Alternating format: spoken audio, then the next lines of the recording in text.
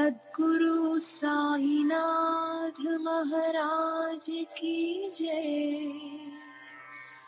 सद्गुरु श्री साईनाथुनि शरद बाबूजी की जय।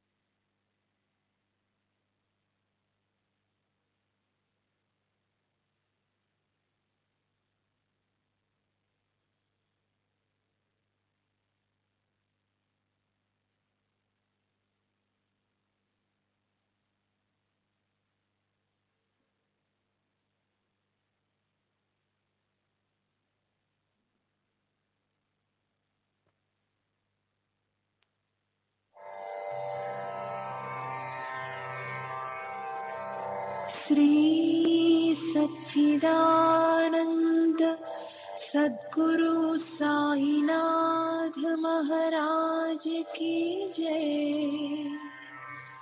सद्गुरु सद्गुरु श्री साईनाथुनि शरद बाबूजी की जय।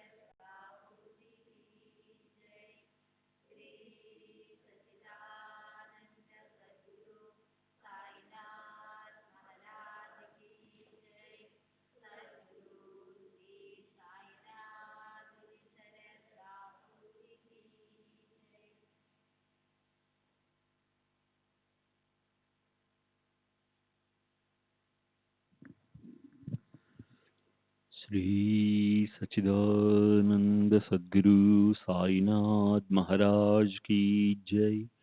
सद्गुरु श्री साईनाथ शरद बाबू जी की जय। శ్రీ సాయినాథాయ నమః.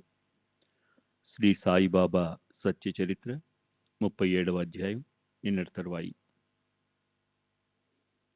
ఇప్పుడు మొదట చావడిని వర్ణిద్దాం. దాని వైభవాన్ని శోభని క్లుప్తంగా చెప్పుకుందాం.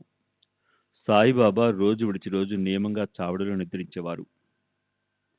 అంటే ఓసారి బాగా వర్షం కురవటం వల్ల మసీదంతా నీటిమయం అయిపోయింది. బాబా పడుకోవడానికి అసలు స్థలమే లేకపోయింది. అందుకని భక్తులు ఆ రాత్రి బాబాని ఆ దగ్గరలోనే ఉన్న చావడిలోకి, అంటే ప్రయాణికులు మొదలైన వారికి ఉపయోగపడే గ్రామంలోని సార్వజనీన ప్రదేశంలోకి తీసుకెళ్లారు. మర్నాడు ఉదయం మసీదులోకి తిరిగి తీసుకొచ్చారు. అప్పటి నుంచి రోజు విడిచి రోజు అలా వెళ్ళడమే అలవాటయింది. తర్వాత రాధాకృష్ణబాయి భక్తి ఉత్సాహాల వల్ల శ్రీమంతులైన భక్తుల నుంచి రథం, పల్లకి, ఛత్రాలు, చామరాలు, గొప్ప పట్టు వస్త్రాలు, నగలు, పూజకి వెండి పాత్రలు, గ్యాస్ దీపాలు ఇత్యాదులు పోగై బాబా చావడికి వెళ్లే ఆ సమారంభం మహారాజుల ఊరేగింపులాగా అత్యంత శోభాయమానంగా కనులకింపుగా అయింది.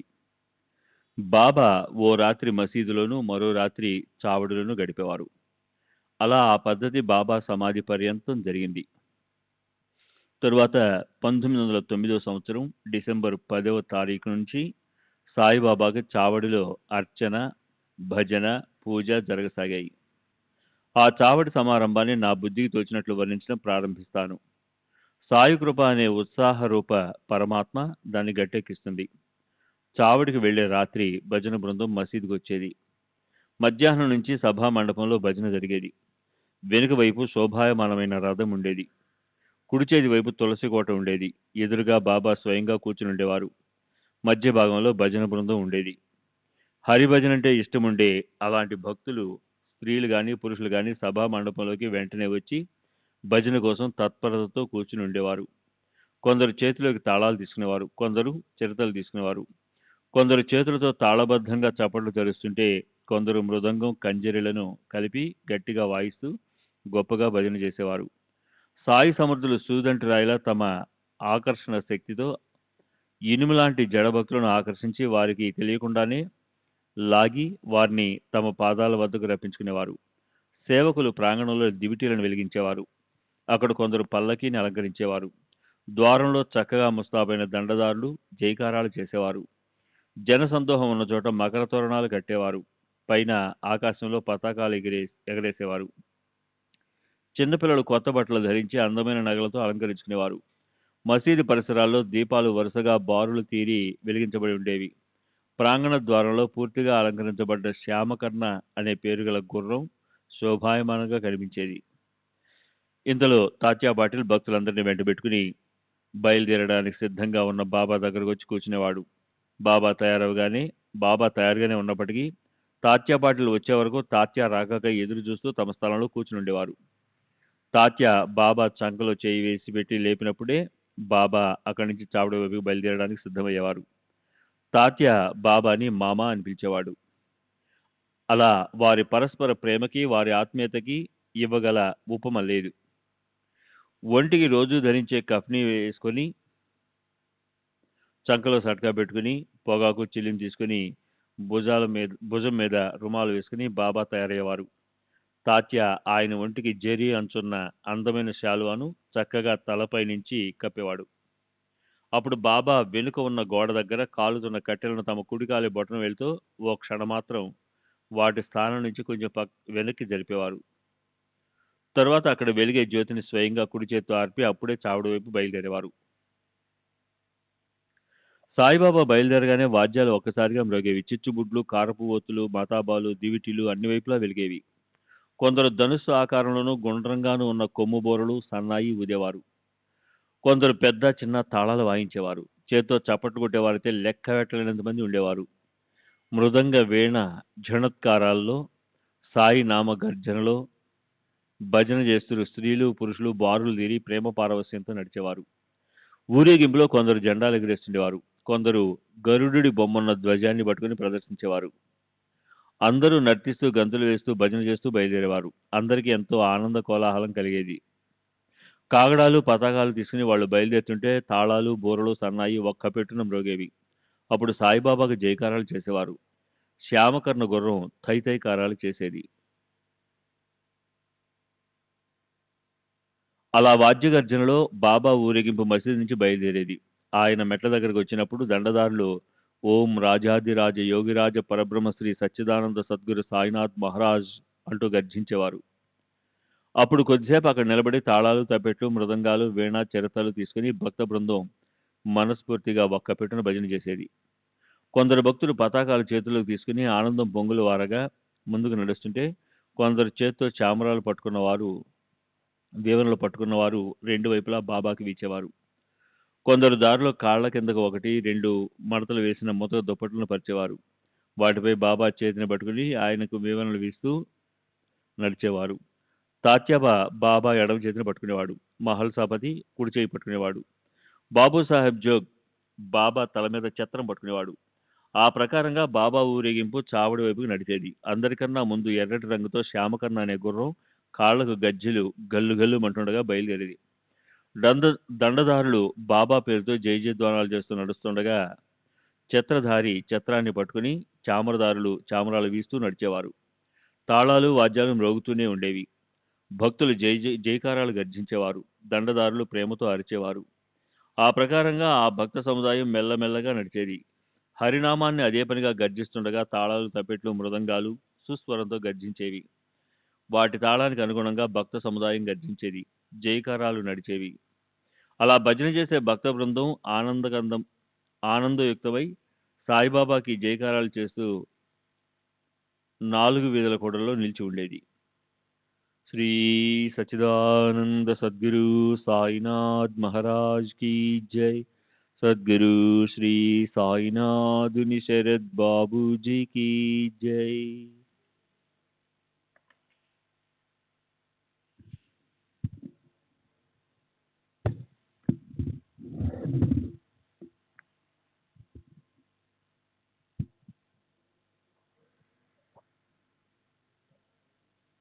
అప్పుడు తప్పట్లు, తాళాలు, డోలు ఒకే పెట్టున మ్రోగేవి.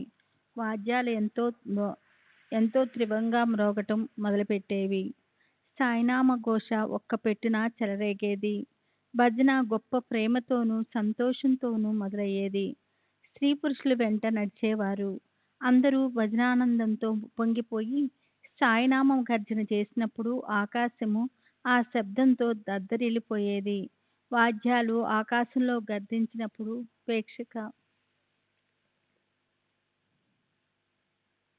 సముదాయము మనసులు ప్రసన్నమయ్యేవి. అలా ప్రేక్షకులకు కనువిందు చేసే శోభతో అనుపమాన రీతిలో చావడి ఊరేగింపు జరిగేది. సంధ్యకాలపు అరుణారుణ పసిడి కాంతులతో ఆకాశంలో పుటం పెట్టిన సువర్ణ తేజస్సు కనిపించినట్లు చావడి ఎదుట నిలబడి ఉన్న సాయి మహారాజు ముఖశోభ కనిపించేది. ఆ వేళప్పుడు ఆయన ఈ ముఖశోభ ఉదయభానుడి చింతాకాంతులతో లేదా విశ్వానికి చేతనను ప్రసాదించే మూలశక్తి గర్భగుడిలా ప్రకాశించేది. అలాంటి అందమైన అమూల్య లాభాన్ని ఎవరు వదులుకుంటారు? ఆ సమయంలో దర్శనం లభించడం గొప్ప అదృష్టమే. ప్రత్యూషంలో పరవేశంతో వళ్ళు విరుచుకునే దానిమ్మ పువ్వు రంగులో తేజోపుంజాలతో విరజల్లేది.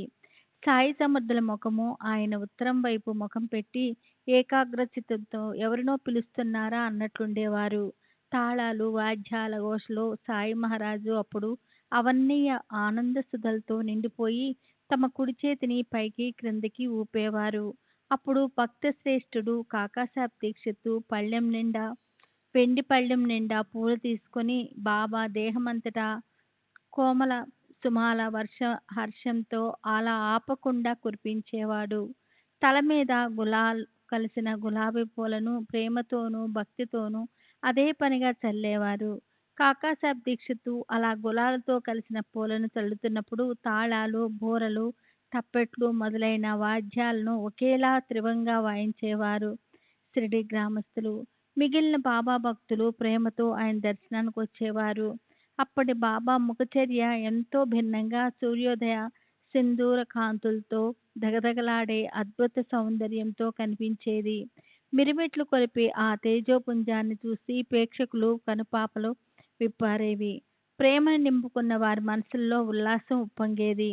సంసారంలోని సమస్త దుఃఖాలు నివారింపబడేవి. ఆహాహా, ఏమి ఆ దివ్య అద్భుత తేజస్సు!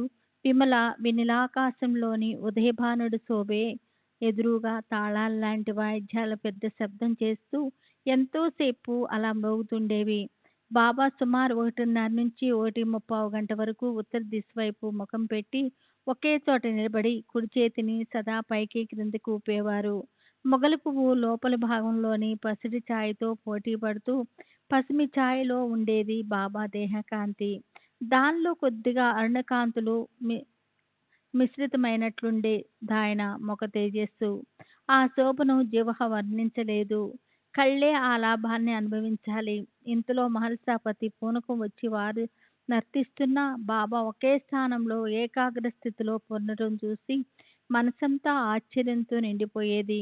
కుడివైపు నిలబడి ఉండే మహల్సాపతి బాబా కప్నీని కొంగును చేత్తో పట్టుకోగా ఎడం వైపు తాచాకోతే చేతిలో లాందరు పట్టుకొని నడిచేవాడు. ఏమి ఆ అద్భుతమైన ఉత్సవము! ఏమి ఆ భక్తి ప్రేమల వైభవము! ఆ కౌతుకాన్ని చూడటానికి పెద్ద పెద్ద శ్రీమంతుల బృందం కూడా పోగయ్యేది. ధవళకాంతులతో కూడిన బాబా ఎర్రని ముఖబింబము, మిలమిల్లాడే తేజస్సుతో వెలిగే అవన్నయ్య శోభను చూసి భక్తుల నయనాల్లో స్వానందంతో బుజ్జలాడేది. భక్త సముదాయము దారికి రెండు వైపులా మెల్లమెల్లగా సరాంబంలాగా నడిచేది. అనివార్యమైన ప్రేమ పొంగి పొరలుగా స్వానందంతో పూర్తిగా నిండిపోయేవారు. ఇక మీదట ఆ వైభవాన్ని కళ్ళతో ఎవరూ కూడా మళ్ళీ చూడలేరు. ఆ రోజులు గతించాయి. ఆ కాలము పోయింది. ఇప్పుడు మనసుకి మిగిలింది కేవలం ఆ స్మృతులే. ఆ ప్రకారంగా వాద్యాలు అపారంగా మ్రోగుతుండగా మార్గంలో జయకారాలు చేస్తూ భక్తుల బాబాను చావడిలో కూర్చునే చోటు వైపు తీసుకెళ్లేవారు. వారికి అన్ని రకాలైన ద్రవ్య పూజోపచారాలు చేసేవారు. చావడిపై కప్పుకి ధవళకాంతులనే చాందనిని అమర్చేవారు. శోభాయానమైన గాజు గోళాలను వేలాడదీసేవారు. గోడలకు అవి విరజమ్మే వెలుగులను ప్రతిబింబించగల అద్దాలు అమర్చేవారు. అక్కడ ఆ దృశ్యాన్ని తేజోపుంజాలకు పరాకాష్ఠగా చేసేవారు. భక్త సమూహం అంతా కలిసి చావుడికి వెళ్ళేది. బాబా ఆసనాన్ని సిద్ధం చేసి ఆయన్ను పట్టుకొని దానిపై కూర్చోబెట్టేవాడు. అలా వాళ్ళు ఉత్తమ ఆసనాన్ని తయారు చేసి వెనుక ఆనుకునేందుకు దిండు పెట్టేవారు. బాబా ఆసనంపై కూర్చోగానే ఆయన భుజాల మీద కోటు కప్పేవారు. తర్వాత దేహంపై ద్రవ్యమైన అందమైన వస్త్రాలు వేసేవారు. అత్యంత హర్షంతో ఆయనకు పూజ చేసేవారు. ఎంతో ఘోషతో హారతి పాడేవారు. పూలదండలు వేసి పూలగుచ్చాలు ఇచ్చేవాళ్ళు. సుగంధాలివే చంద్రాన్నద్ది చేతులకు గుమగుమలాడే పరిమళ ద్రవ్యాలు పూసేవాళ్ళు. అమూల్యమైన వస్త్రాలతో అలంకరించి తలపై కిరీటం పెట్టి చూసేవారు. ఒక్కోసారి అందాలొలికే బంగారు కిరీటాన్ని, కొన్నిసార్లు కిలికిత్రాయితో మెరిసే భవ్యరత్న జడిత జరీ పని చేసిన తలభాగాన్ని పెట్టేవారు. మెళ్ళో రత్నమాణిక్యాలతో మెరిసే ధవళకాంతులు వెదజల్లే ముత్యాల దండలను వేసేవారు. ఈ వేషధారణ అంతా దీపకాంతుల్లో విలక్షణ తేజస్సుతో తళుక్కుమనేది. నుదుటిపై పరిమళాలు వెదజల్లి కస్తూరితో నల్లటి నామాన్ని పెట్టి వైష్ణవ సాంప్రదాయ పద్ధతిలో మధ్య భాగంలో నల్లటి తిలకము పెట్టేవాళ్ళు. రెండు భుజాల మీదుగా నేరేడు పండు రంగు ముకమ్మల్ జరీ కోటు క్రిందకి జారుతుంటే రెండు వైపులా దాన్ని మెల్లగా ఆయన తెలియకుండా పైకి జరిపేవారు. అలాగే తల మీద మకుటం లేదా తల భాగాన్ని కూడా పదే పదే వెనక నుంచి మెల్లగా ఆయనకు తెలియకుండా ఒకరి తర్వాత ఒకరు పట్టుకునేవారు. కిరీటం కానీ తలపాగా కానీ స్పర్శ అయితే తీసిపారేస్తారేమోనన్న భయం భక్తులకి విపరీతంగా ఉండేది. అయితే ప్రేమతో కూడిన వాళ్ళ కుతూహలం కూడా అంత భయంగానూ ఉండేది. అందరి మనసులను తెలుసుకోగల సాయిబాబా భక్తులు చేసే ఇలాంటి చాటుమాటు పనులు తెలియవా? అయితే వాళ్ళకున్న ప్రీతి వల్ల అదంతా తెలిసి కూడా సాయిబాబా మౌనంగా ఉండేవారు. బ్రహ్మ లేదా పరమాత్మ సాక్షాత్కారం వల్ల శోభాయమానంగా ఉండేవారికి జరీ కోటు ఒక అలంకారమా?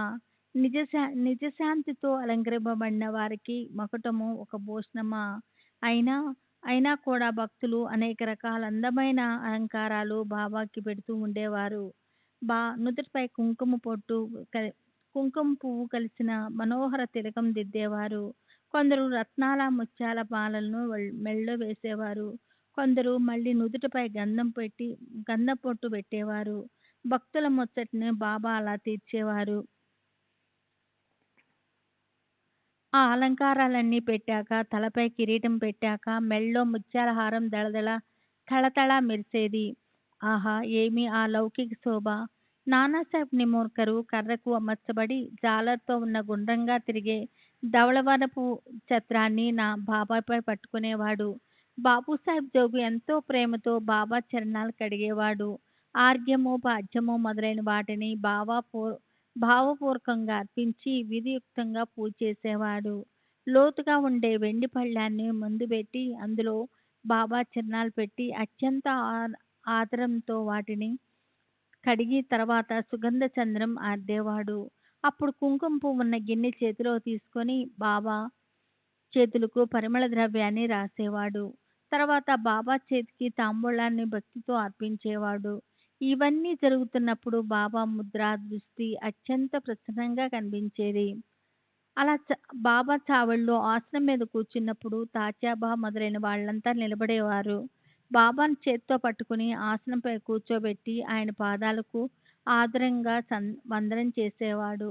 అసలే పరిశుభ్రంగా నిర్మలంగా ఉండే చావడి నేలను కడిగి తుడిచి స్ఫటికం గల తళతళ మెరిసేలా చేసేవారు. అక్కడికి శ్రీవారి చరణాల్లో ప్రేమతో లీనమైపోయిన చిన్న పెద్దలందరూ కలిసి వచ్చేవాళ్ళు. బాబా దిండుకి జారగలపడి ఆసనం మీద విరాజమానులుగానే ఇరువైపులా భక్త బృందం చామర్లు వింజామర్లు వీచడంతో వీవనలతో వీచడం మొదలెట్టేది. అప్పుడు మాధవరావు మొదట పొగాకును నలిపి పొడి చేసి వెంటనే చిలిం తయారు చేసి తాత్యాబాకి ఇచ్చేవాడు. తాత్యాబా మొదట ఊది పొగాకు రాజుకోగానే ఆ చిలుముని బాబా చేతికి ఇచ్చేవాడు. బాబా మొదట దమ్ము పీల్చి మహల్సాపతికి ఇచ్చేవాడు. ఆ ప్రకారంగా ఆ చిలుము అయిపోయే వరకు అది భగత్తు శ్యామ తాత్యాల మధ్య గుండ్రంగా అటు ఇటు తిరుగుతుండేది. చిలుము నిర్జీవ పదార్థం అన్నమాట నిజమే, కానీ దాని అదృష్టం ఎంత గొప్పది! సజీవులమైన మనము దానికి సాటి రాము. నిజమైన సేవ అంటే దానిదే. దానికి తాపశ్చర్య కూడా మహా కఠినమైనది. పసితనంలో పాపం కాళ్ళతో తొక్కించుకుంది. తర్వాత శీతోష్ణాల బాధల సహించింది. అగ్నిలో బాగా కాలి బయటకు వచ్చింది. అదృష్టవాచ్య దానికి బాబా కరస్పర్శ లభించింది. మళ్ళీ ధునిలో కాలవలసి వచ్చింది. తర్వాత గేరు అంటే ఎర్ర రంగు మట్టి లేపనాన్ని దేహానికి అలుముకుంది. చివరికి బాబా నోటి చుంబన లాభం లభించింది.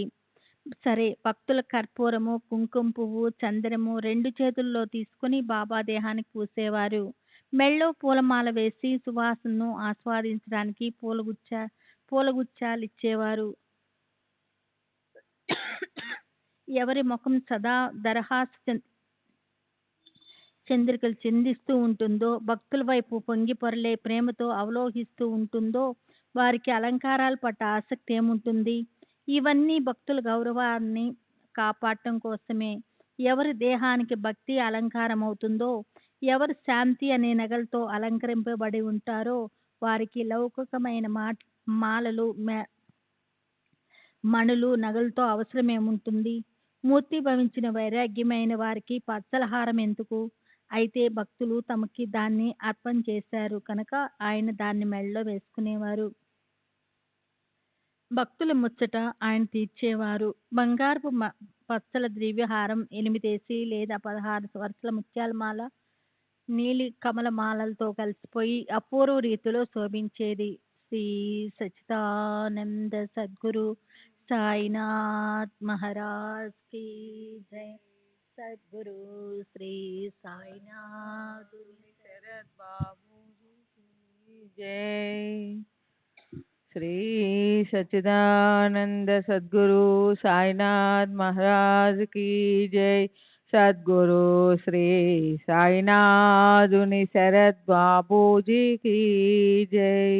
మల్లెలు, ముల్లల మాల, తులసి మాల ఆయన మెడలో పాదాల వరకు వేలాడుతూ ఉండేవి. ఆయన మెడలో ముత్యాల మాల గొప్ప తేజస్సుతో తలుకు లీనేది. వాటితో పాటే ఛాతీ మీద బంగారు పతకం ఉన్న పచ్చల హారం వేలాడేది. నుదుటి మీద అందమైన నల్లటి బొట్టు అత్యంత మనోహరంగా శోభించేది. ఎవరు తేజోమయమైన విష్ణు భక్తునిలా భాసిస్తారో, ఎవరిపై ఛత్ర చామరలు పట్టుకోబడతాయో, ఎవరి తలపై జలతారు శాల్వా శోభాయమానంగా కనిపిస్తుందో వారిని ఫకీర్ అని అనగలమా? సాధారణంగా బాబు సాహెబ్ జోగ్ ఉప్పొంగే ప్రేమతో మంగళ వాయిద్య ఘోషలో చేత్తో పంచహారతి పట్టుకొని బాబాకి అక్కడ హారతి ఇచ్చేవాడు. 5 రకాల ఉపచారాలతో గంధం, పుష్పం, ధూపం, దీపం, నైవేద్యం పూజ చేసి అందమైన పంచహారతి చేత్తో తీసుకొని అందులో కర్పూరం పెట్టి దాంతో బాబాకి హారతి ఇచ్చేవాడు. హారతి ఇవ్వడం అయిపోయాక భక్తులంతా ఒక్కొక్కరుగా వచ్చి బాబాకి సాష్టాంగ నమస్కారం చేసి తమ ఇళ్లకు బయలుదేరేవారు. తర్వాత చిలుము, అత్తరు, పన్నీరు ఇచ్చి బాబా అనుమతి తీసుకొని తాత్యాబా తన ఇంటికి వెళ్లేందుకు బయలుదేరగానే బాబా అతనితో ఇలా అనేవారు: నన్ను కనిపెట్టి ఉండు, వెళ్ళాలంటే వెళ్ళు, కానీ రాత్రి వేళ మధ్య మధ్య నా సంగతి కనుక్కుంటూ ఉండు. అందుకు తాత్యాబా సరే అలాగే అంటూ చావడి నుంచి ఇంటికి వెళ్ళిపోయేవాడు. ఆ ప్రకారంగా భక్తులంతా వెళ్ళాక బాబా స్వయంగా తమ చేతులతో మూట విప్పేవారు. దోవతుల మడతలు తీసి పరచి తమ పక్కను తామే తయారు చేసుకునేవారు. 65 తెల్లటి దుప్పట్లను పరచి వాటితో పడకను తయారు చేసుకుని దానిపై నిద్రించేవారు. అలా చావడిలో ఇప్పటి వరకు జరిగిన కథ జరిగినట్లు చెప్పబడింది. ఇప్పుడు మరో కథ ఉండిపోయింది. దాన్ని తరువాతి అధ్యాయంలో వర్ణిస్తాను. శ్రోతలు నన్ను క్షమించాలి. సాయిబాబా మహిమ చాలా గొప్పది. క్లుప్తంగా చెప్దామన్నా చెప్పడానికి పరిమితి ఉండదు. అది అలా పెరుగుతూనే ఉంటుంది. ఇప్పుడు సాయిబాబా గుండిగల కథను ఇంకా మిగిలి ఉన్న సంగతులనన్నిటినీ రాబోయే అధ్యాయంలో చెప్తాను. మీరు ఆదరపూర్వకంగా శ్రద్ధ పెట్టండి. గురువుని అఖండంగా స్మరించడమే హెమ్మాడు పంతుకి స్వార్థము పరమార్థము. గురు చరణాలకు నిరంతరం నమస్కరించి అతను కృతార్థుడయ్యాడు. ఎందుకంటే 4 పురుషార్థాలు గురు చరణాల వద్దే ఉంటాయి. సర్వులకి శుభమస్తు. ఈ ప్రకారంగా సత్పురుషులు సజ్జనులు ప్రేరణ కలిగించిన భక్త హేమాడ్ పంత్ రచించిన శ్రీ సాయి సమర్థుల సత్య చరిత్రలోని చావడి వర్ణన అనే పేరుగల 37వ అధ్యాయం ముగిసింది. శ్రీ సద్గురు సాయినాథార్పమస్తు. శుభం భవతు.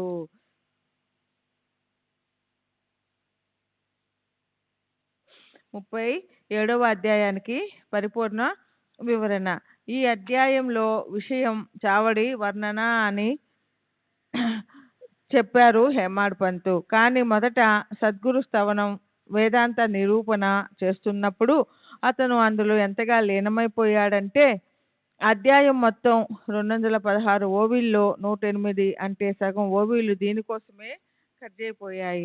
హేమాడ్ పంత్ అంటారు, పదాలను ఏర్చి కూర్చి కావ్యాన్ని అల్లడం తెలియని పామర్ని మందమతిని నేను. కళాన్ని పట్టుకున్న నా చేతిని పట్టుకొని సాయియే దీన్ని నాచే వ్రాయిస్తున్నారు. ఈ 108 ఓవీలు కూడా వ్యర్థంగా కేవలం నోటుకొచ్చినట్లు మాట్లాడినవి కావు. అయినా వాటి సారమేమిటో మనం చూద్దాం. సద్గురు స్తవనంలో హేమాడ్ పంతు సాయిబాబా అగాధమో అవర్ణీయమో అయిన గుణాలను వర్ణించి ఆయన సత్సంగత్యం వల్ల తనకు ప్రాప్తించిన సద్బుద్ధిని, ఆ నిశ్చల స్థితినే మరణించే వరకు నిలపండి. గొప్పగా సేవించాలనే మనోవృత్తిని ప్రబలంగా చేయండి. మీ చరణాలలో అనన్య భక్తిని కలిగించండి. సకల చరాచరాల్లో భగవద్భావాన్ని, మీ నామంపై అఖండ ప్రేమని కలిగించండి అంటూ తమ కోరికను వ్యక్తం చేశారు. తర్వాత స్వర్గలోకంలోని స్వర్గ సుఖాన్ని గురించి వివేచిస్తూ దాని నిష్ఫలితాన్ని ఆయన దర్శింపజేశారు. నిజానికి స్వర్గ సుఖం కోసం మనం ఇంకా వేరే ఎక్కడికో పోవసరం లేదు. దాన్ని ఇక్కడే ఈ భూలోకంలోనే మానవులు పొందవచ్చు. ఎందుకంటే వైరాగ్యంతో పాటు ఆత్మజ్ఞానాన్ని ప్రాప్తింప చేసుకోవడమే స్వర్గలోకం. స్వర్గం అంటే ఏమిటి? ప్రాపంచిక ఇచ్చలు, ఆకాంక్షలు, విషయభోగాలు, వీటి పట్ల అనాసక్తి, తమ ఆత్మ స్వరూపం అంటే వ్యాప్తి ఈశ్వరుడే అని తెలుసుకోవడం, అదే మానసిక దుఃఖం లేని స్వర్గ లోకం. అక్కడ రోగం మొదలైనవి కలగడానికి కారణం ఉండదు. చింత, దుఃఖము, వ్యాధులు ఉండవు. అక్కడ ఆకలితోనూ లేదా దాహంతోనూ వ్యాకులం చెందరు. అక్కడ ఎవరికి కూడా వృద్ధాప్యం గురించిన భీతి వల్ల కలిగే దుఃఖం ఉండదు. అక్కడ మృత్యు గురించిన భయం ఉండదు. ఫలానది చెయ్యాలి, ఫలానది చేయకూడదన్న విధి నిషేధాల బంధన ఉండదు. జీవుడు అక్కడ అత్యంత నిర్భయంతో ఉంటాడు. స్వర్గలోకంలోని దివ్యస్థితి ఇదే. లోక వ్యవహారాల్లో దేన్ని స్వర్గం అంటారో అక్కడి విషయ సుఖమేమన్నా వేరుగా ఉంటుందా? స్వర్గలోకానికి వెళ్ళినా లేక నరకానికి వెళ్ళినా అక్కడి విషయ సుఖాల్లో భేదము ఉండదు. స్వర్గలోకంలోని దేవతల రాజు ఇంద్రుడు, భూమి మీద ఉండే చిన్న గాడిద, ఇద్దరి విషయ సుఖాలు ఒకేలాగా ఉంటాయి. ఇంద్రుడు స్వర్గ లోకపు నందనంలోని అత్యంత ఆనందం కలిగించే సమస్త సుఖ సౌకర్యాలతో యుక్తమైన తోటలో విహరిస్తాడు. గాడిద చెత్తకొప్పులో దొర్లుతుంది. వారిద్దరి సుఖం చూస్తే ఒకలాంటిదే అనిపిస్తుంది. అందులో ఏమాత్రము తేడా ఉండదు. అదీగాక పుణ్యం ఖర్చయిపోయాక అక్కడి నుంచి భూమి మీదకు తిరిగి రావాల్సి ఉంటుంది. అలాంటి ఆ ప్రదేశం కోసం వ్యర్థంగా ఎందుకు ప్రయత్నించాలి? దానికన్నా ఈ భూమి మీద జన్మే చాలా మంచిది. ఈ భూలోకంలోని మహత్వం చాలా గొప్పది.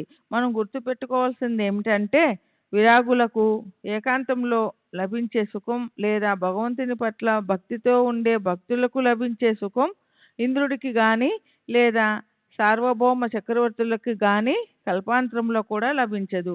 కనుక ఈ భూలోకంలోనే ఉండి మానవులు ఆత్మజ్ఞానాన్ని ప్రాప్తింప చేసుకోవడానికి ప్రయత్నించాలి. ఆత్మజ్ఞానం ప్రాప్తిస్తే మనసులోని కోరికలన్నీ నెరవేరుతాయి. పరబ్రహ్మ యొక్క పూర్ణ జ్ఞానం కలగడం అంటేనే అన్ని అరిష్టాల నుంచి నివృత్తి కలగడం. దానివల్లే మనసులో ఇచ్ఛించిన కోరికలు ప్రాప్తిస్తాయి. దీనికి శృతి స్మృతులే ప్రమాణం. ఇప్పుడు హేమాడ్ పంతు ఏ ఆత్మజ్ఞానాన్ని ప్రాప్తింప చేసుకోవాలో లేదా ఎవరిని తెలుసుకోవాలో వారిని వర్ణిస్తారు. ఈ ఆత్మ ఏ రకమైన విశేష గుణం లేకుండా వృద్ధాపానికి, జనన మరణాలకు అతీతంగా ఉంటుంది. అది అత్యంత సనాతనము, శాశ్వతము, వినాశరహితము. ఇది నిత్యము, స్వయంభూ, సనాతనము, ఆకాశంలాగా సర్వవ్యాపకము, అనాది, అవిచ్ఛిన్నము, వృద్ధి శూన్యము, మార్పు రహితము. అది శబ్దాలకు అతీతంగా ఉంటుంది. దానికి రూపము, ఆకారము లేదు. దానికి ఆద్యంతాలు లేవు. దాన్ని కొలవలేము. అది ఎన్నటికీ నశించదు. దానికి వాసన లేదు. దానికి రుచి లేదు. అది ఏ విధంగానూ భ్రష్టు పట్టదు. దాని స్వరూపాన్ని ఎవరు వర్ణించగలరు?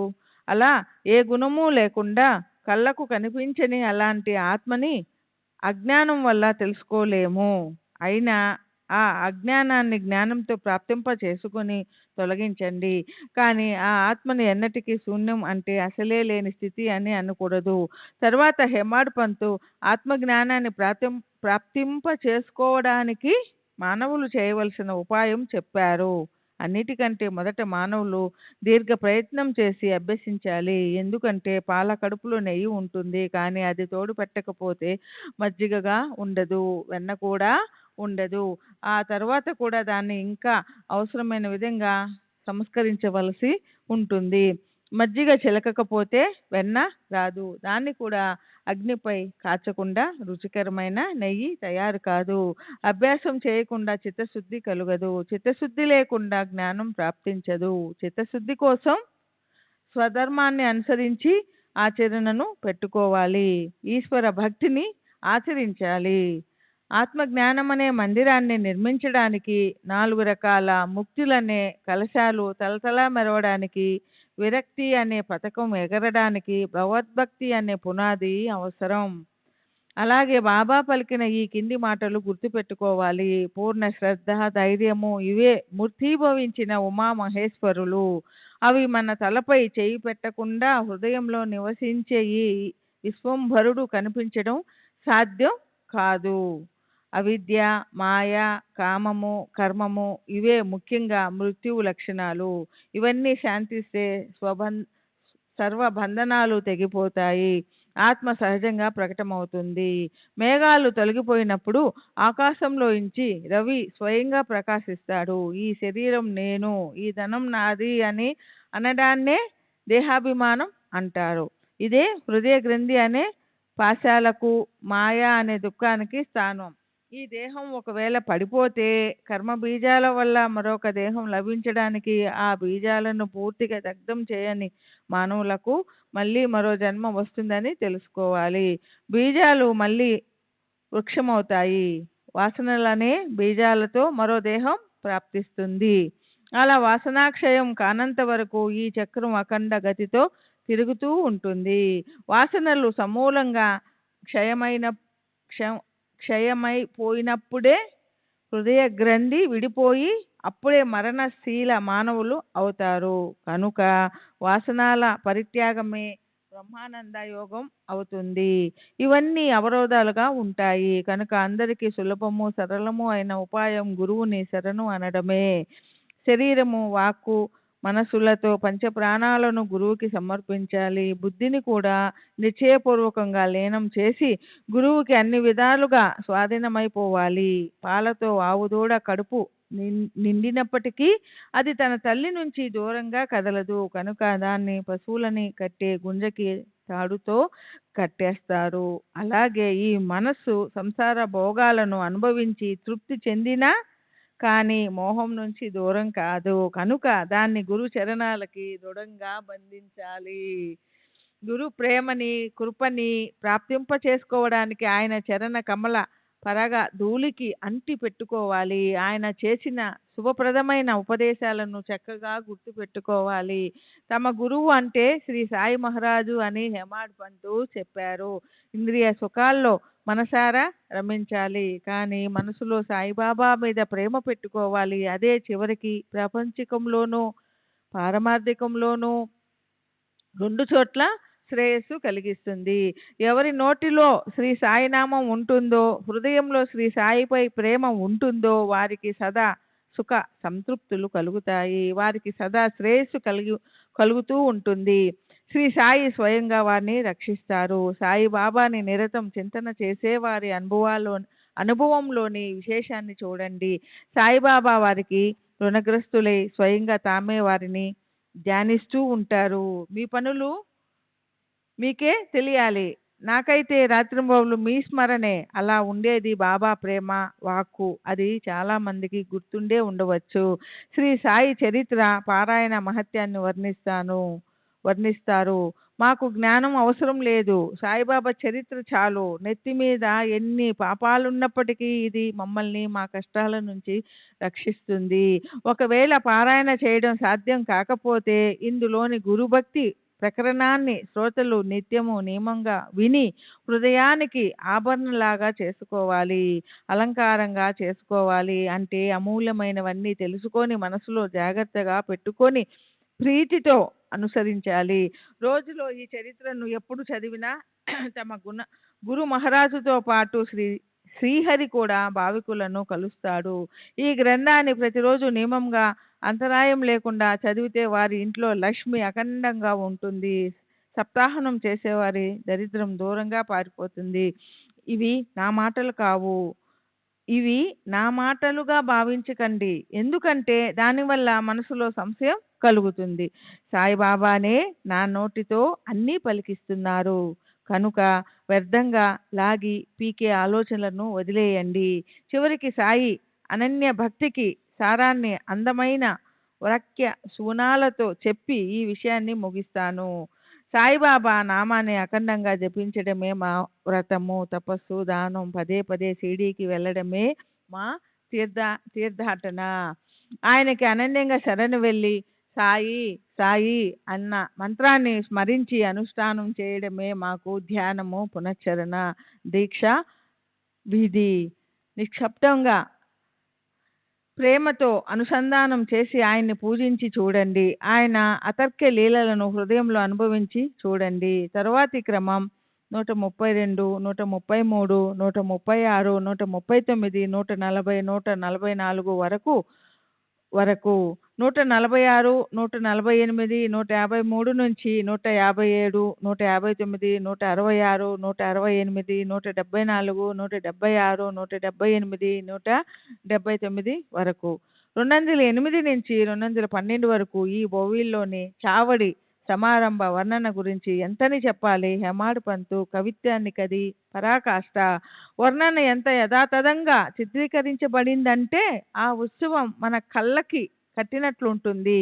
మనం కూడా అందులో భక్తి యుక్త ఆనందంలో భాగస్వాములమైన అనుభవాన్ని అది కలిగిస్తుంది. ఈ వర్ణన అంతటిలో క్రమంగా 199 నుంచి 201 ఓవిల్లో హేమాడ్ పంతు బాబా చిలుం చేసే కఠిన సేవను దాని గొప్ప అదృష్టాన్ని ఎంతో చక్కగా ఊహించి చెప్పారు. మొత్తానికి ఈ అధ్యాయం అంటే ఆధ్యాత్మిక నిరూపణ.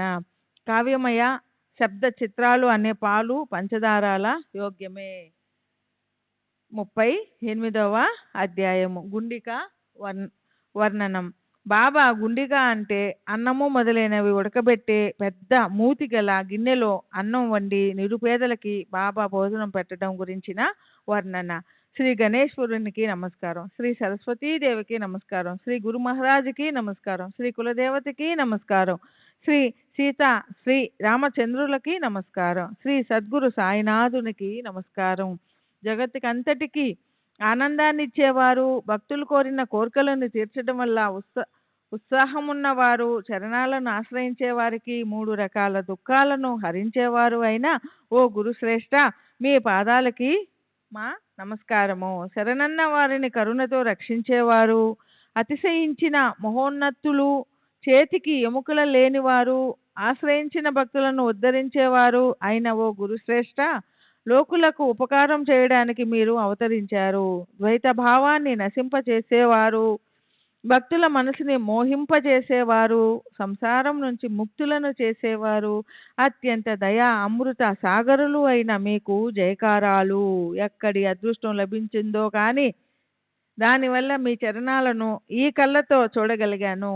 మీ సాన్నిధ్యం అనే వైభవాన్ని అనుభవించాను. ఇప్పుడు ఆ సుఖ సమయం పోయింది, అది ఇక తిరిగి రాదు. కేవలం బ్రహ్మ అనే మూసలో శుద్ధ ఆత్మ స్వరూపమనే రసధారలను నింపి రూపాన్ని ధరించిన సుందరమూర్తి సంత శిరోమణి శ్రీ సాయినాథ మహారాజే. సాయి అంటే ఆత్మ రాముడే. ఆయన సంపూర్ణంగా ఆనంద నిలయం. స్వయంగా ఇచ్చలన్నీ నెరవేరిన ఆయన భక్తులను నిష్కాములుగా చేస్తారు. ధర్మాన్ని అనుసరించే బ్రాహ్మణులను, వారిని రక్షించే క్షత్రియులను వాళ్ళ అద్వితీయ భక్తితో మహా మృత్యువుని కూడా మింగకల ఆయన్ని గురించిన కొద్దిగానే వర్ణించబడింది.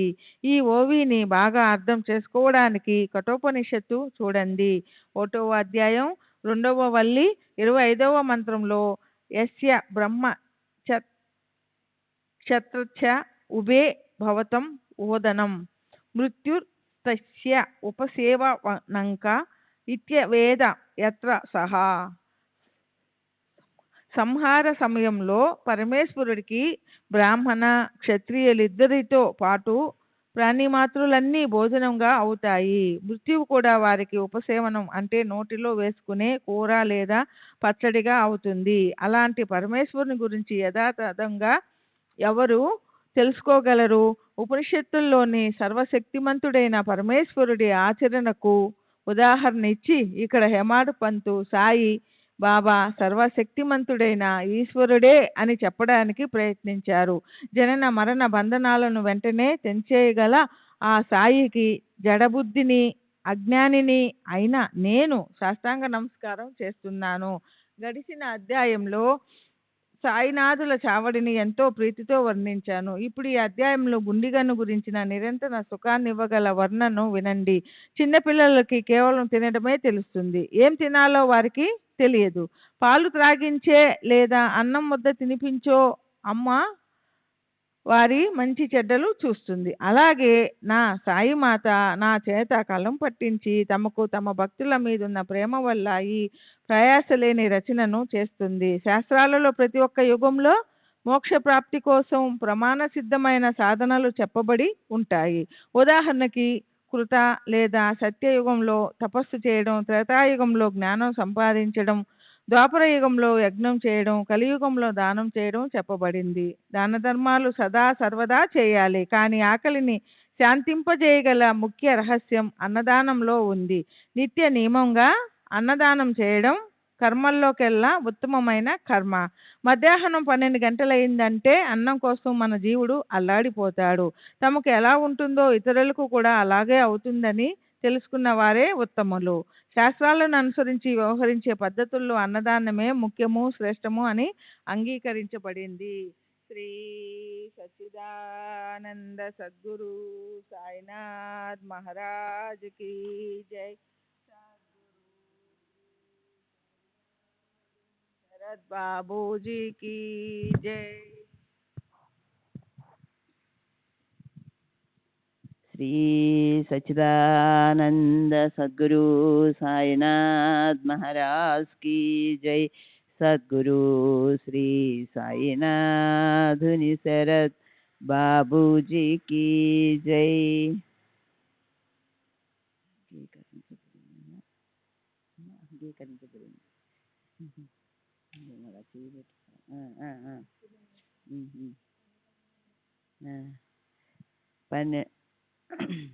అన్నం ఇక్కడి నుంచి చదువుతాం.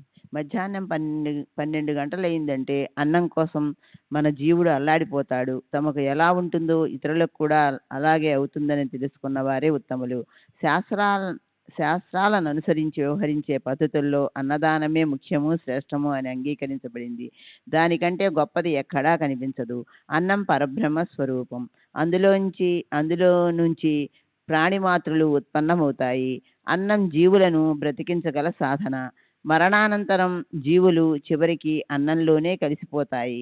తైత్తిరీయ ఉపనిషత్తు 3వ వల్లి 2వ అనువాకం చూడండి. అన్నం బ్రహ్మేతి యజనాత్ అన్నాత్ జ్ఞేయవ కల్విమాని భూతాని జాయంతే అన్నేన జాతాని జీవంతి. అన్నం ప్రయంత్యభి విశంతితి. బ్రహ్మకుండే లక్షణాలన్నీ అన్నంలో లభిస్తాయి. సర్వ ప్రాణిమాత్రులు అన్నం నుంచి, అంటే అన్నానికి పరిణామభూతమైన వీర్యం నుంచే ఉత్పన్నమవుతాయి. అన్నంతోనే అవి జీవించి ఉంటాయి. మృత్యువు తర్వాత అన్నస్వరూపం ఈ భూమి మీద ఉండిపోతుంది. వేళాపాళా లేకుండా వచ్చిన అతిథులకు గృహస్థులు భోజనం పెట్టి సుఖం కలిగించాలి. వారికి భోజనం పెట్టకుండా తిప్పి పంపించే గృహస్థు ఖచ్చితంగా దుర్దశను ఆహ్వానించినట్లే. వస్త్రాలు, గిన్నెలు ఇత్యాదులు దానం చేస్తున్నప్పుడు యోగ్యాయోగ్యతలను విచారించవలసి ఉంటుంది. కానీ అన్నదానం కోసం యోగ్యత లేదా పాత్రతలను చూడవలసిన అవసరం ఉండదు. ఎవరు ఎప్పుడు గడపలోకొచ్చినా వారిని అనాదరణ చేయడం మంచిది కాదు. అన్ని వేదాల్లో అన్నదాన మహత్యం చెప్పబడింది. తైత్తిరీయ ఉపనిషత్తు 3వ వల్లి 7వ అనువాకం చూడండి. అన్నం ననింధ్యాత్. అన్నాన్ని నిందించకూడదు. అన్నం బహు పరిచక్షిత. అన్నాన్ని అవమానించకూడదు. అన్నం బహుకుర్విత. అన్నాన్ని అధికంగా ఉత్పన్నం చేయండి. నా కంచన వనతో ప్రిచాచక్షిత. ఏ అతిథిని నిరాశతో తిప్పి పంపవద్దు. కనుక బాబా కూడా జనులకు అన్నం పెట్టి తృప్తిపరిచేవారు. నియమంగా ఈ ఆచారాన్ని నడిపించేవారు. డబ్బు, నాణ్యాలు కానీ లేదా ఇతర దానాలేం చేసినప్పటికీ అవి ఈ అన్నదానం లేకపోతే అసంపూర్ణంగానే ఉండిపోతాయి. రసార్థ దరహాస చంద్రికలను వెదజల్లే చంద్రుడు లేని తారకలకేం శోభ ఉంటుంది? పతకం లేని హారానికి అందమొస్తుందా? నోరూరించే రుచికరమైన అన్నంలో పప్పు శ్రేష్టమైంది. అలాగే పుణ్యకర్మలన్నింటిలో అన్నదానమే శ్రేష్టమైన పుణ్యకర్మ. కలిసాలు లేకుండా శిఖరం శోభించదు. ప్రత్యూషంలో ప్రఫుల్లమయ్యే కమలం లేకుండా చెరువుకి శోభరాదు. ప్రేమ లేని భజనకి కుంకుమ లేని ముత్తైదువుకి శోభరాదు. మార్ధవాలు లిఖించే మధురమైన సుస్వర కంఠం లేని గానం విసుగు పుడుతుంది. ఉప్పు లేని మజ్జిగకి రుచి రాదు. కనుక మానవులు అన్నదానం సదా చేయాలి. అందులోనూ రోగులు, అశక్తులు, అంధులు, కుంటివాళ్ళు, చెవిటివాళ్ళు, పేదలు, అనాథలకి మొదట అన్నం పెట్టాలి. ఆప్తజనులకు ఆ తరువాత భోజనం పెట్టాలి. ఇప్పుడు కుతూహలమున్న శ్రోతల మనసుకి బాబా గుండెగను సంబంధించిన సాధారణ సమాచారాన్ని ఇవ్వడానికి నేను ప్రయత్నిస్తాను. మసీదు ప్రాంగణంలో బాబా ఓ పెద్ద పొయ్య నిర్మించారు. దాని మీద ఒక పెద్ద మూతిగల పాత్రను పెట్టేవారు. ఆయన కొన్నిసార్లు పొంగలి తయారు చేసేవారు. కొన్నిసార్లు మాంసం కలిపిన పులావ్ వండేవారు. కానీ కొన్నిసార్లు గోధుమ పిండి ఉండలు చేసి పప్పులో ఉడకబెట్టేవాళ్ళు. కొన్నిసార్లు గోధుమ పిండితో రొట్టెలు చేసి నిప్పు మీద కాల్చేవారు. లేదా గోధుమ పిండిని ఆకు మీద వేసి దాన్ని చుట్టి నిప్పు మీద కాల్చి ఎర్రగా చేసి దాన్ని మెల్లగా ఆ పప్పులో వదిలేవారు. రాతిపీట మీద మసాలా నూరి వంటకాన్ని తామే స్వయంగా తయారు చేసేవారు. పెసరపిండితో ఉండలు తమ చేత్తో చేసి మెల్లగా గుండిగలోని పప్పులో వదిలేవారు. స్వర్గాధిలోకాలపై ఆశతో యజ్ఞాలు చేసే యాజ్ఞికులు పశుహత్య చేస్తారు. దాన్ని విధిపూర్వకంగా అగ్నికి ఆహుతిగా ఇచ్చి ఆ మిగిలిన భాగాన్ని ఆ బ్రాహ్మణులు కూడా తినేవారు. దాన్ని శాస్త్రాలు అంగీకరించిన హింస అని అంటారు. అదేవిధంగా బాబా కూడా ముల్లాలను, గ్రామంలోని మసీదుని, పీర్లని నిర్వహించేవాళ్ళు. ముస్లింల ధర్మకృత్యాలు చేసేవాళ్ళు. ముల్లాలను పిలిపించి శాస్త్రోక్తంగా మంత్రోచ్చారణ చేయించి ఖురాన్లోని ఫాతిహాని అనిపించి విధిపూర్వకంగా మేకను చంపించేవారు. అక్కడ 2 రకాల గుండిగలుండేవి.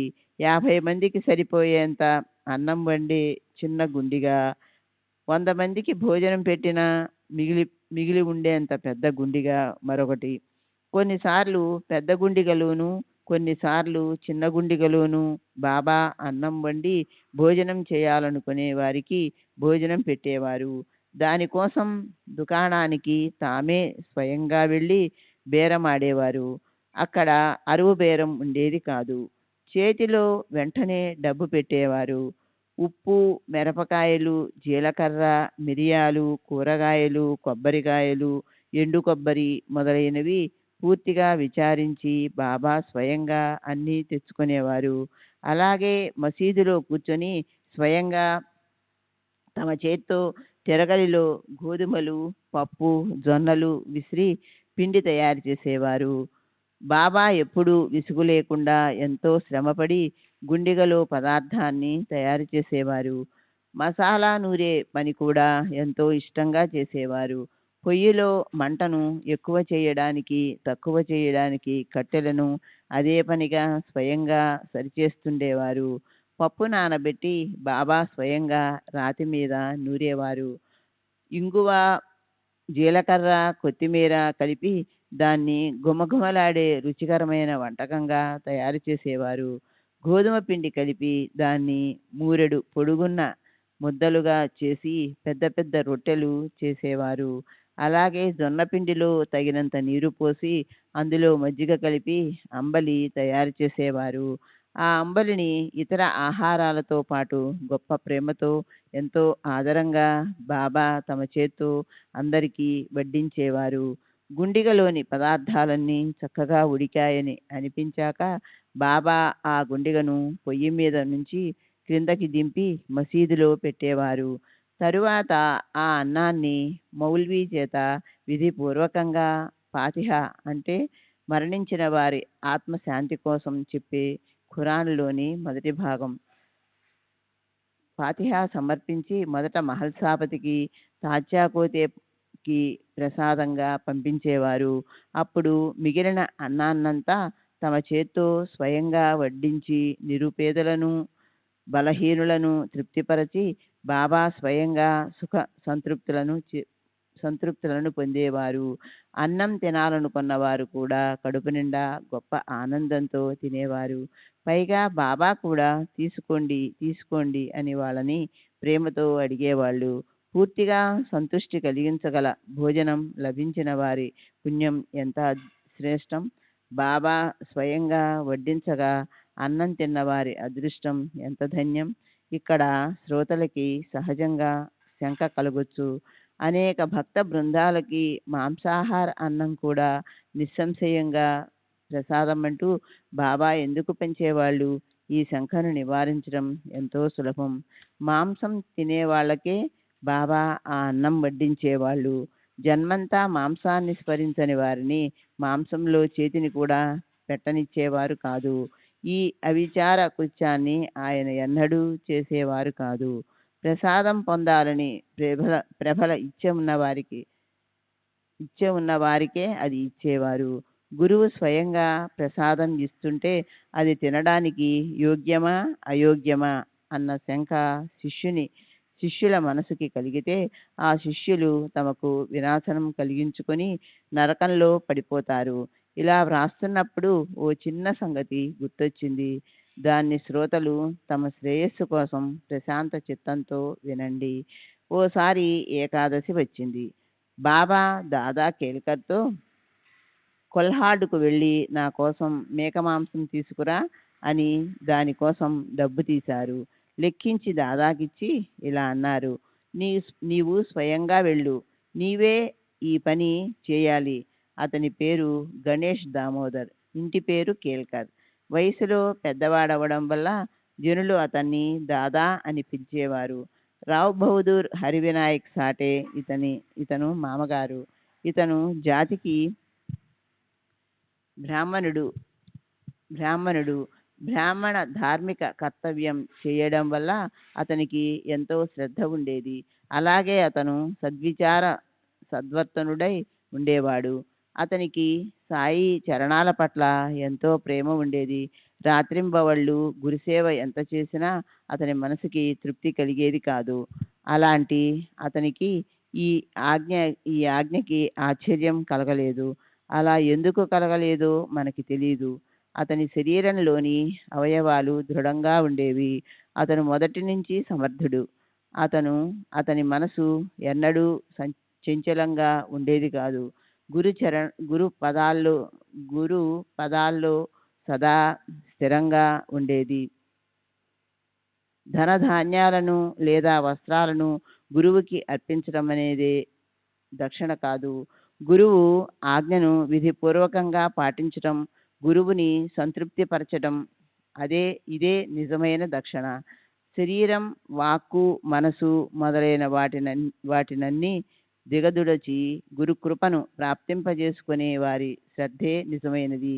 సరే, దాదా ఆ ఆజ్ఞను శిరసావహించి హడావిడిగా బట్టలు మార్చుకొని వచ్చాడు. గ్రామంలోకి వెళ్ళడానికి బయలుదేరాడు. అప్పుడు బాబా అతన్ని వెనక్కి పిలిచి ఇలా అన్నారు, అరే, ఇది కొనడానికి ఇంకెవరినైనా పంపించు. వెళ్ళి రావడంలో నీకు శ్రమ కలుగుతుంది. నువ్వెందుకు కష్టపడటం? అప్పుడు దాదా మాంసం తేవడానికి పాండు అనే పేరు గల తన పనివాణ్ణి పంపాడు. ఇంతలో బాబా దాదాతో ఏమన్నారో చూడండి. వెళ్ళడానికి బయలుదేరిన పాండుని చూసి బాబా, ఈరోజు పోనీలే, అతన్ని వెనక్కి పిలు అన్నారు. సరే. ఆ తరువాత ఓసారి బాబాకి గుండిగలు ప్రసాదాన్ని తయారు చేసి పంచాలన్న ఆలోచన వచ్చింది.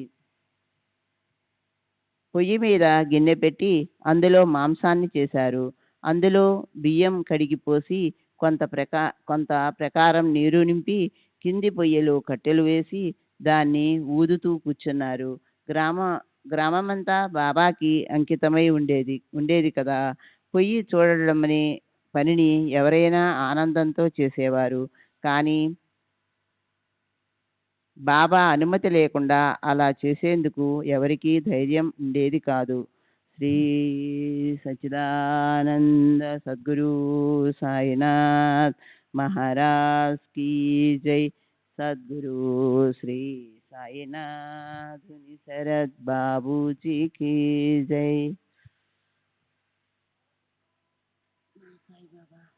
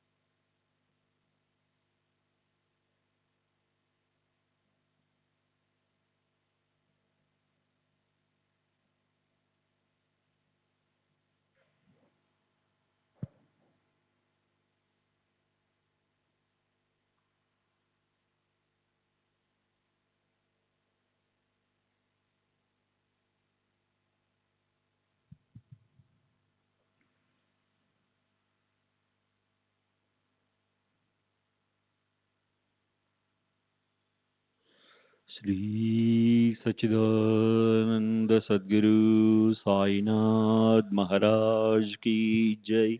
सद्गुरु श्री साईनाथ शरद बाबू जी की जय। साई रहम नजर करना, बच्चों का पालन करना। साई रहम नजर करना, बच्चों का पालन करना। जाना तुमने जगत पसार, सब ही झूठ जमाना।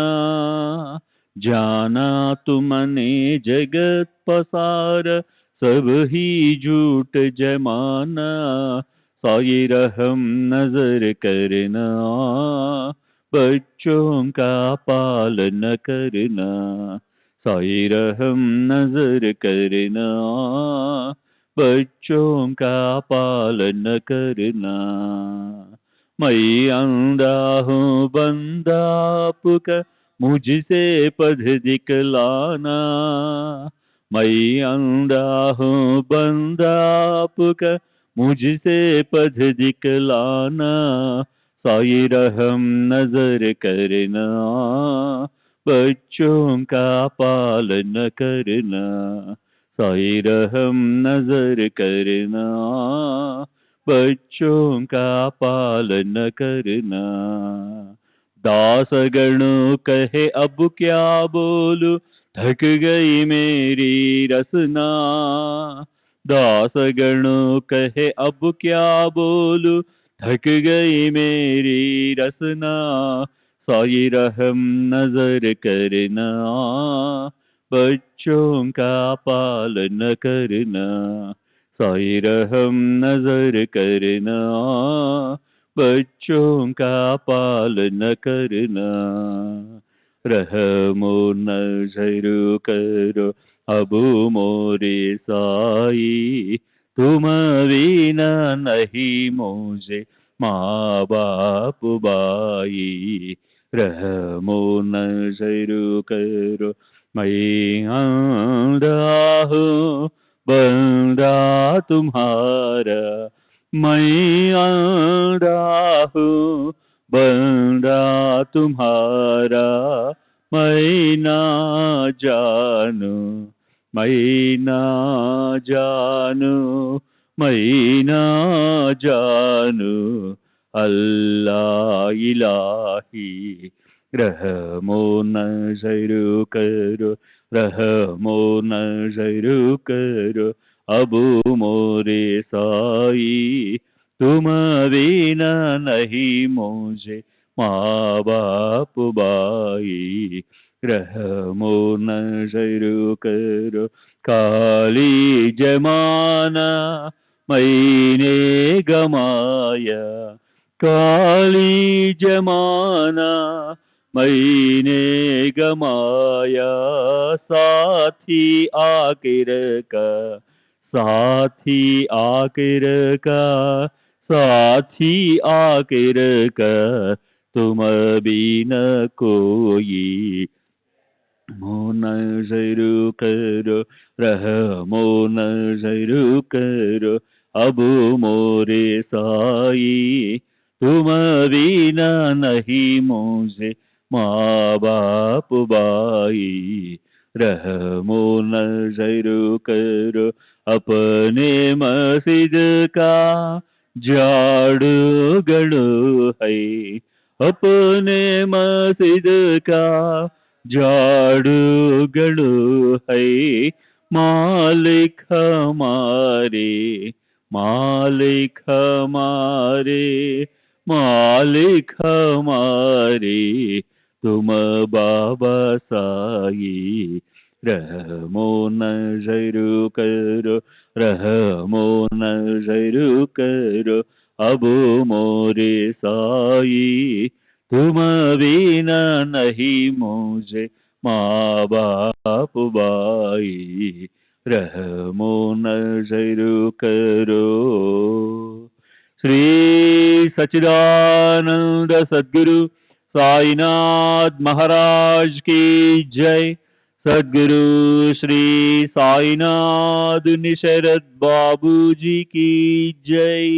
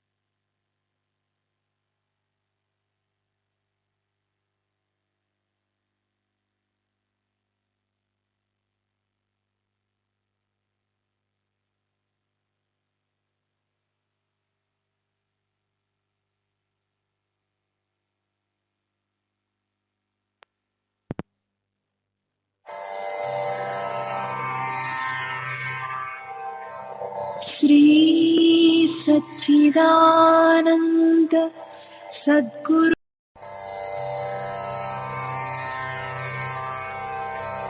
श्री सच्चिदानंद सद्गुरु साईनाथ महाराज की जय। सद्गुरु श्री साईनाथुनि शरद बाबू जी की जय।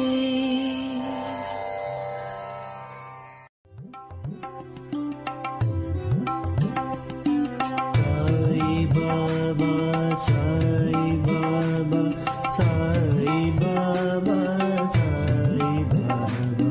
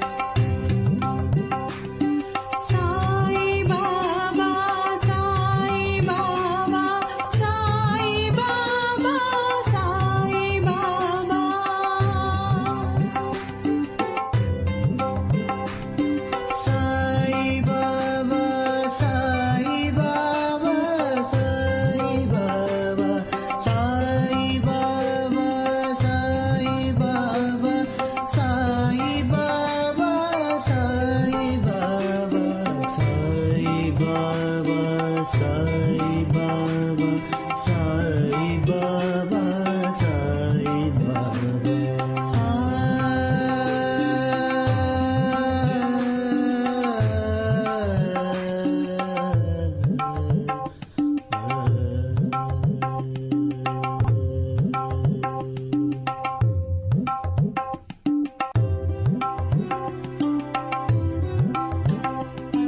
Sai Baba, Sai Baba, Sai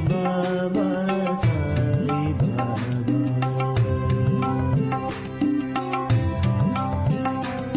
Sai Baba, Sai Baba, Sai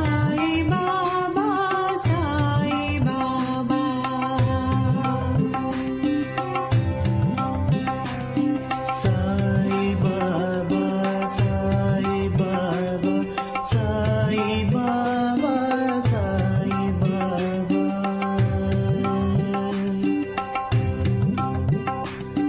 Sai Baba, Sai Baba, Sai Baba, Sai Baba.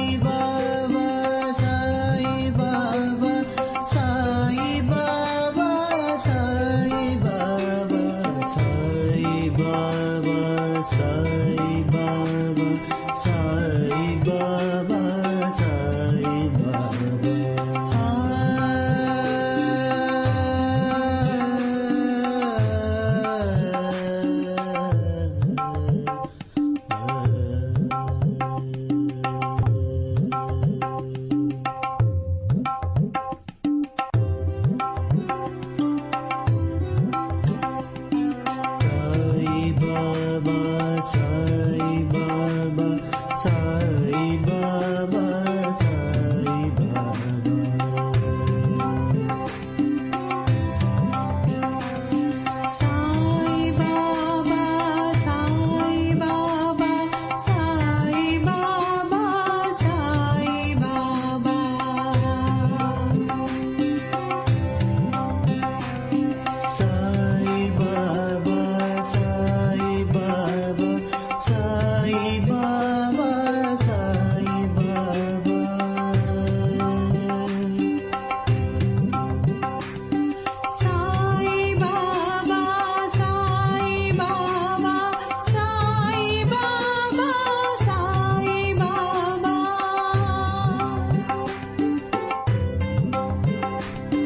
Sai Baba, Sai Baba, Sai Baba, Sai Baba, Sai Baba, Sai Baba, Sai Baba, Sai Baba, Sai Baba, Sai Baba,